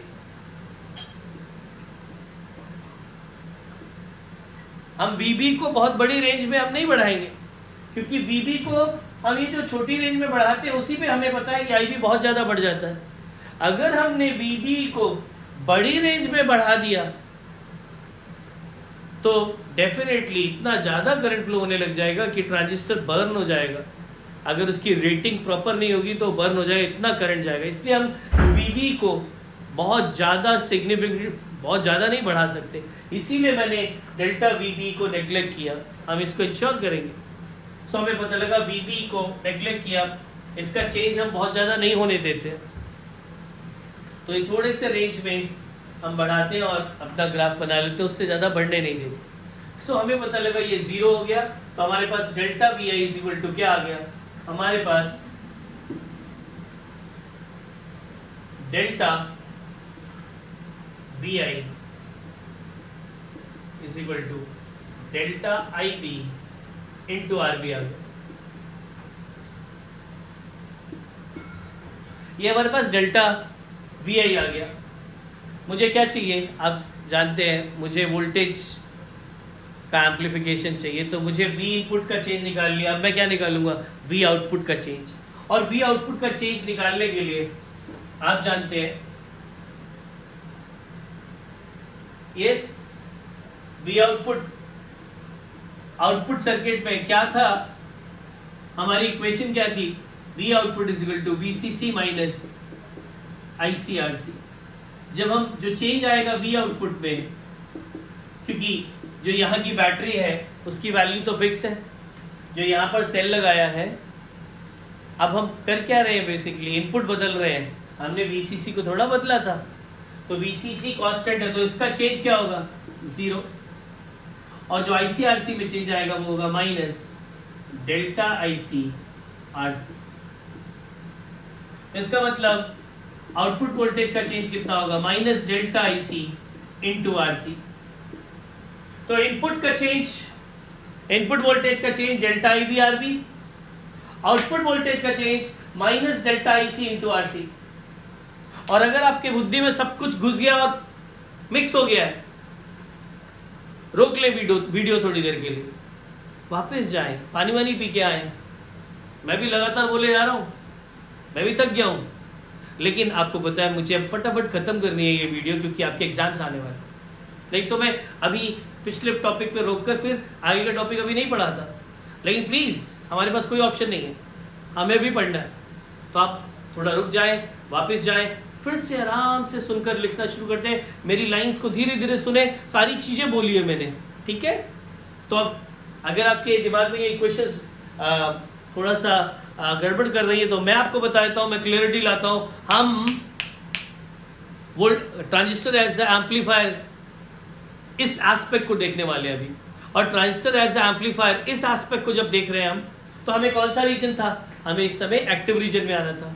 वोल्टेज कितना होना चाहिए था इनपुट का, इनपुट के वोल्टेज को चेंज करेंगे तभी तो हम एक्टिव रीजन में रहेंगे। कहाँ से, 0.6 से लेकर 10 तक ही रहेंगे। 10 एक एग्जाम्पल था, आप समझ गए होंगे। 0.6 से लेकर 10 वोल्ट तक हम इनपुट वोल्टेज को बढ़ाएंगे, और जब हमने इनपुट वोल्टेज को बढ़ाया डेल्टा वी आई, तो हमें पता है कि क्योंकि यहाँ पर जो इनपुट पे जो किरचॉफ का वोल्टेज लॉ लगाकर इक्वेशन आई थी, वो आई थी V input is equal to I B R B plus V B E. V input equal to I B R B plus V B E, ये वाला V B E, V B E, B और E के बीच में voltage, और एक या इस रजिस्टर पे वोल्टेज। तो ये जो वी इनपुट का वोल्टेज है वो इस रजिस्टर पे voltage I B R B, और एमीटर बेस पे जो वोल्टेज वी बी ई, इसका सम है। तो V I is equal to I B R B plus V B E. जब हम उस इनपुट वोल्टेज में चेंज करेंगे, कहां से कहां तक, 0.6 से 10 तक, तो आई बी भी चेंज होगा, तो delta I B R B plus V B में भी चेंज आएगा। लेकिन हम इंश्योर करेंगे वी बी में, हम इंश्योर करेंगे कि वी बी ई में बहुत ज़्यादा चेंज ना आए। क्यों, मैंने आपको बताया था बहुत बड़ा करंट भी फ्लो हो सकता है, और ऐसे में क्या होगा, हमारा ट्रांजिस्टर खराब भी हो सकता है। तो हम वी बी का वेरिएशन बहुत कम रखेंगे, इसलिए इसको नेगलेक्ट कर दिया, जीरो कर दिया। जैसे इसको जीरो कर दिया, हमारे पास डेल्टा वी आई आ गया, और डेल्टा वी आई कितना आ गया, delta I B R B. दिमाग में चला गया इतना, हाँ, डेल्टा वी आई कितना आ गया, बोलो जल्दी, डेल्टा वी आई कितना आ गया, delta I B R B. वैसे ही आउटपुट सर्किट में किरचॉफ लॉ लगाएंगे, वी आउटपुट कितना था, वीसीसी माइनस आईसीआरसी। वीसीसी कौन है, बैटरी। इस बैटरी की वैल्यू हम चेंज ही नहीं कर रहे, हम तो इनपुट चेंज कर रहे हैं सिर्फ। तो ये वीसीसी का चेंज कितना होगा, जब आउटपुट का चेंज हम देखेंगे तो उसमें वीसीसी का चेंज कितना है, जीरो, क्योंकि बैटरी तो चेंज कर ही नहीं रहे, बैटरी फिक्स है, वोल्टेज उसकी चेंज नहीं कर रहे, तो बैटरी की वोल्टेज का चेंज कितना होगा, जीरो। हाँ, आईसी चेंज होगा, तो इसलिए माइनस डेल्टा आईसीआरसी। तो यहां से हमें पता लगा आउटपुट वोल्टेज का चेंज कितना है, माइनस डेल्टा आईसीआरसी। और अब यहां से हमें पता लगा वोल्टेज गेन जो कि होगा आउटपुट वोल्टेज में चेंज बाय इनपुट वोल्टेज में चेंज। आउटपुट वोल्टेज में चेंज है minus delta ICRC divide by input voltage में कौन है, delta I B R B. और आप जानते हैं delta I C by delta I B क्या है, आउटपुट करंट में चेंज बाई इनपुट करंट में चेंज, और वो कौन था, याद है, current amplification. So it is minus current amplification AC into R C by R B.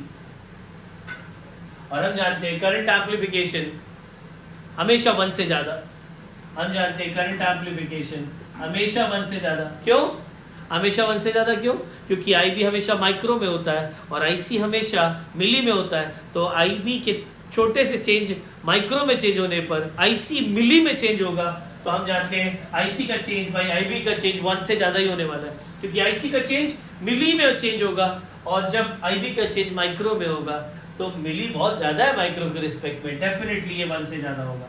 और अगर ये बीटा AC 1 से ज्यादा होगा तो डेफिनेटली आपको पता लगा कि जो हमारा वोल्टेज गेन है वो 1 से ज्यादा होगा। हाँ, इनपुट वोल्टेज एम्पलीफाई होकर आउटपुट वोल्टेज बनेगी, आउटपुट वोल्टेज बड़ी होगी इनपुट वोल्टेज के रिस्पेक्ट में, क्योंकि वोल्टेज का गेन हो रहा है यहाँ पर, और वोल्टेज गेन हमें कितना मिला, minus of current gain into R output by R input. Output R output क्या, कलेक्टर रेजिस्टेंस, और बेस रेजिस्टेंस कौन है, इनपुट रेजिस्टेंस। तो ये हमारे पास आ गया। और माइनस साइन क्या बता रहा है, माइनस साइन क्या बता रहा है, 180 डिग्री आउट ऑफ फेज रहेगा, मतलब 180 डिग्री का शिफ्ट होगा। यहाँ का नेगेटिव साइकिल, वहाँ का पॉजिटिव एम्पलीफाइड साइकिल, और यहाँ का पॉजिटिव साइकिल, यहाँ का एम्पलीफाइड नेगेटिव साइकिल होगा। ये होता है माइनस साइन का मतलब, तो माइनस साइन का मतलब क्या है कि वो 180 डिग्री का फेज शिफ्ट करा देगा, या कहें output will be out of phase with respect to input voltage. So voltage का मैग्निफिकेशन हो गया, इसके अलावा 180 डिग्री का फेज शिफ्ट भी हुआ है। कॉमन एमीटर में आउटपुट वोल्टेज और इनपुट वोल्टेज में 180 डिग्री का डिफरेंस होता है फेज में। So output is out of phase with respect to input, और एम्प्लीफिकेशन भी होता है। मुझे लगता है यहाँ तक सारा समझ में आ गया होगा। सर था तो बहुत सारा, इक्वेशंस देखकर बीच बीच में कनेक्शन टूट जाता है, बट हम फिर से पढ़ेंगे सर, वीडियो फिर से देखेंगे, लिख लिख के करेंगे, हो जाएगा सर। लेकिन ऐसा भी नहीं है कि नहीं आता सर, मैं कोशिश करूं आपको बताने की कि मुझे क्या समझ में आया। हाँ कोशिश कर सर। अभी जो लास्ट सबसे टॉपिक चल रहा था वो था transistor as a amplifier. Sir इतना तो मेरे अंदर तक मुझे याद हो गया है, एक्टिव रीजन में होना चाहिए। और सर ये भी मुझे याद हो गया, एक्टिव रीजन कहाँ से होता है, जब इनपुट वोल्टेज 0.6 से ज़्यादा है और जिस वोल्टेज पे वो सैचुरेशन रीजन में जाती है उससे कम हो, बीच का वो रीजन, वो एक्टिव रीजन है। हमें इनपुट उसी के बीच में रखना है सर, और जब हम इनपुट वोल्टेज को उसी रीजन में रखेंगे तो वो एक्टिव स्टेट में होगा, एक्टिव रीजन में होगा, और जब वो एक्टिव रीजन में होगा तभी वो एम्पलीफायर के रूप में काम करता है सर। और मुझे पता है सर उसमें करंट लीनियरली बढ़ता है, आउटपुट वोल्टेज लीनियरली घटता है सर। ये हमें ट्रांसफर कैरेक्टरिस्टिक में आपने बताया था, और वो भी दिमाग में, और मैं फिर से देखूंगा सर, फिर से देखूंगा सर मैं उसको फिर से। चलो सर इतना मेरे को दिमाग में अच्छा लग रहा है, मेरे को इतना तो आता है। उसके बाद सर आपने इक्वेशन खेला था सर। इक्वेशन में आपने क्या खेला था सर, सबसे पहले आपने इनपुट की इक्वेशन लिखी थी, V I is equal to, हाँ सर याद आ गया, V I is equal to I B R P पे जो वोल्टेज गिरा था आई बी आर बी, और जो बेस और एमीटर पे वोल्टेज गिरा था वी बी ई। हाँ V I is equal to I B R B plus V B E. Sir ये मेरे को याद आ गया सर, मुझे लगता था मुझे आता नहीं है सर, आता है सर मुझे। फिर आपने कहा था वी आई को आप चेंज कर रहे हो 0.6 से लेकर 10 तक, तो वी आई का चेंज मतलब delta V I is equal to, तो आई बी में भी चेंज आएगा जब वी आई बदलेंगे, तो delta I B R B plus delta V B E, उसमें भी चेंज आएगा। पर वो चेंज हमें पता है बहुत ज़्यादा होने नहीं देंगे, तो जीरो कर दिया था वो। तो हमारे पास वी इनपुट क्या आ गया था गाइस, हमारे पास वी इनपुट आ गया था delta I B R B. Equation number 1, V input का change delta V I is equal to delta I B into R B, और वी आउटपुट पे इक्वेशन क्या थी, वी आउटपुट पे वी और naught is equal to V C C minus I C R C. Sir याद आ रहा है सर, ऐसा नहीं है, याद आ रहा है सर, अगर ध्यान से सुनो, थोड़ा स्क्रीन बढ़ाओ, मैं लैपटॉप पे और अच्छे से दिखेगा सर, लेकिन फिर भी बहुत ध्यान से सुनना पड़ेगा। सो हमें पता लगा V output is equal to V C C minus I C R C, और वी सी सी सेल है जिसकी वैल्यू को हम चेंज नहीं कर रहे, तो उसका चेंज जीरो। तो जो वी आउटपुट का चेंज है delta V output is equal to V C C का चेंज जो कि जीरो है minus, yes I C change होगा तो delta I C into R C, तो minus delta I C into R C. So output का change मतलब delta V not is equal to minus delta I C into R C. Sir V output भी आ गया, we input भी आ गया sir, amplification, voltage amplification, V output का change by V input का चेंज, वी आउटपुट का change है minus delta I C R C divide by V input का चेंज था sir delta I B by delta I B into R B, और sir यहाँ से हमारे को पता लगा delta I C by delta I B, output current delta I C उसका change by input current delta I B का change का रेशो, वो तो आपने पहले पढ़ा था, करंट एम्पलीफिकेशन बीटा, वो बीटा ए सी है। सो बीटा ए सी, और आगे कौन है, उनके साथ क्या चिपके हुए थे, एक ऊपर आईसी के साथ, डेल्टा आईसी के साथ कौन था आरसी, और नीचे डेल्टा आईबी के साथ कौन था आरबी।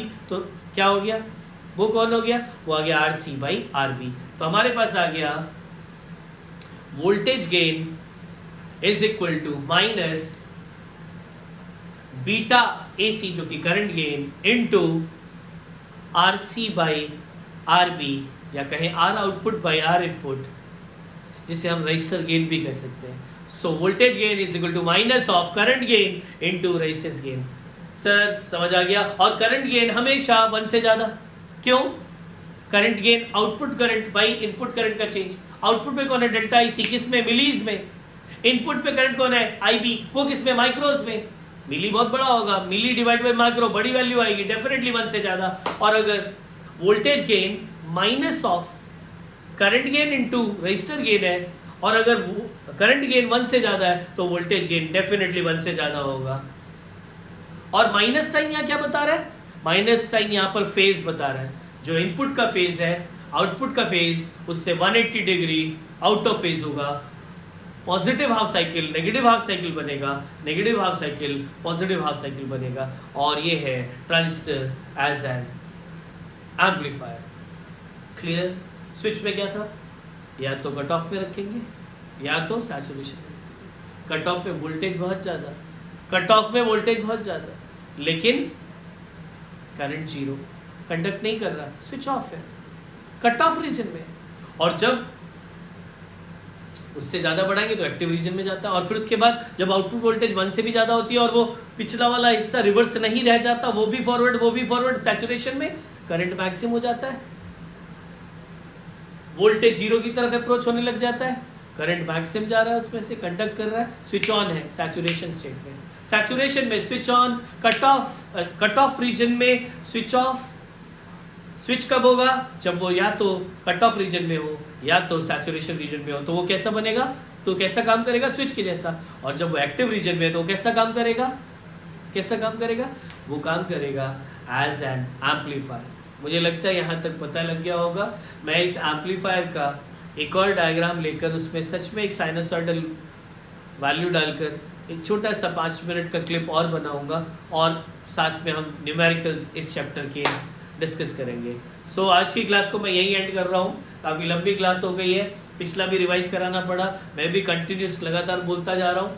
एंड हमारे पास ऑप्शन नहीं है, हमें जल्दी जल्दी करना है, क्योंकि मुझे आप बच्चों का ये भी समझ में आ रहा है कि आपको अगर जल्दी नहीं मिला तो फिर बीच में आपका गैप बनने पर लिंक टूटता है। आप चाहते हैं कि फटाफट आते रहें, तो इसीलिए मैंने फटाफट दूसरा बना लिया है, और मैं अभी के अभी आज ही रात को जितना भी टाइम लगे मैं इसको डाउनलोड कर लूँगा। यस, आप लोग भी अच्छे से पढ़ाई करें, ठीक है, और खूब दम लगा के पढ़ाई करो और सिलेक्ट हो जाओ नीट में और जेई में, बहुत अच्छी परफॉर्मेंस दो। आप सब इसके लिए पूरी तरह से काबिल हो, खूब मेहनत करो। और मेहनत करना मुझे लगता है अपने आप में ही एक कंप्लीट प्रोसेस है। आगे क्या होगा भाड़ में जाए, हम तो मेहनत करेंगे। Goodbye, take care, God bless you, bye bye.